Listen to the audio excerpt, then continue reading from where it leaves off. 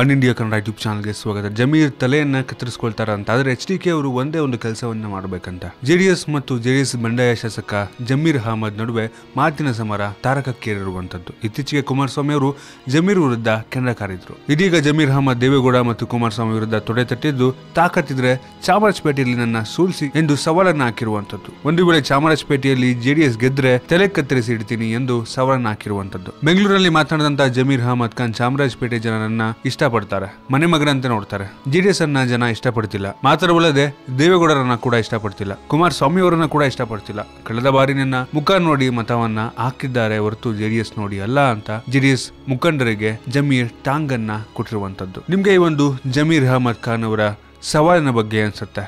Comment ಅಲ್ಲಿ ತಿಳಿಸಿ. ನಿಮ್ಮ ವಿಡಿಯೋ ಇಷ್ಟ ಆಗಿದ್ರೆ ಲೈಕ್ ಮಾಡಿ, ಶೇರ್ ಮಾಡಿ. ಇದೇ ರೀತಿ ನಮ್ಮ ಬೇರೆ ಬೇರೆ ವಿಡಿಯೋಗಳಿಗೆ ಒನ್ ಇಂಡಿಯಾ ಕನ್ನಡ ಯೂಟ್ಯೂಬ್ ಚಾನಲ್ಗೆ ಸಬ್ಸ್ಕ್ರೈಬ್ ಮಾಡಿ. ಧನ್ಯವಾದ.